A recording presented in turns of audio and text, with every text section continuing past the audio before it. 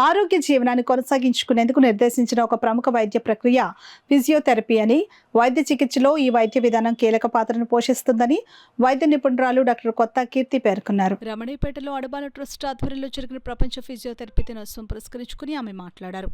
Physiotherapy ఛాతీ, గుండె, కండరాల నొప్పులు, పక్షవాతం, అంగవైకల్యంతో పాటు క్యాన్సర్ వల్ల వచ్చే నొప్పులకు చక్కటి ఉపశమనం లభిస్తుందని అన్నారు. డాక్టర్ అడ్డాల సత్యనారాయణ మాట్లాడుతూ, పెద్ద ఖర్చు లేకుండా శరీరాన్ని పాడు చేయకుండా చేసే వైద్యమే ఫిజియోథెరపీ అని అన్నారు. అనంతరం అడబాల రత్నప్రసాద్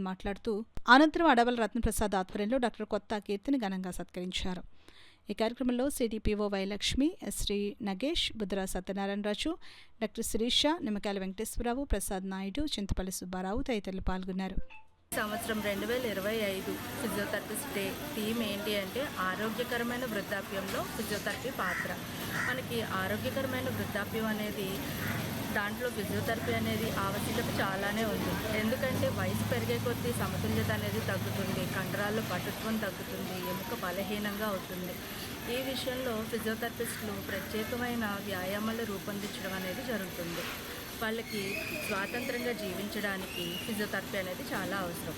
ఏ రకంగా అంటే వాళ్ళు సరైన ఆహారం తీసుకోవడం, ఫిజియోథెరపీలో వ్యాయామాలు చేయడం, చురుకుగా ఉండడం, వాకింగ్ అనేది చేయడం, వీటి ద్వారా స్వాతంత్రంగా జీవించగలుగుతారు. శరీరానికి ఇది ఒక్కటే అవసరం కాదు, మనసు అనేది కూడా, మానసిక ఆరోగ్యం అనేది కూడా శరీరానికి చాలా అవసరం. అది కూడా ఆరోగ్యం.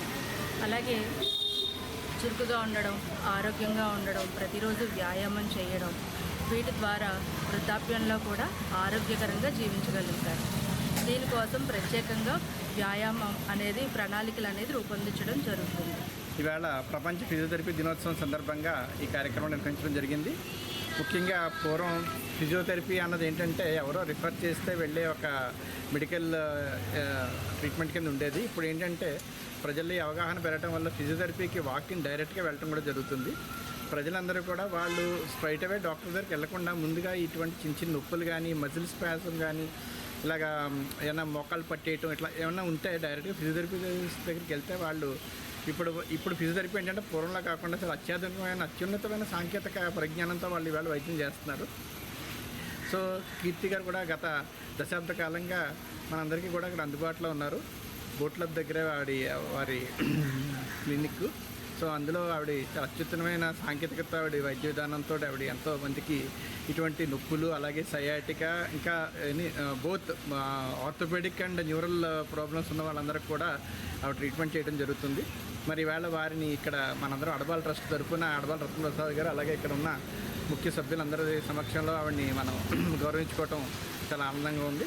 సో మరొక్కసారి ఆవిడకి, అలాగే కాకినాడలో ఫిజియోథెరపీ చేస్తున్న అందరికీ కూడా ప్రపంచ ఫిజియోథెరపీ ధన్యవాదాలు తెలుపుకుంటూ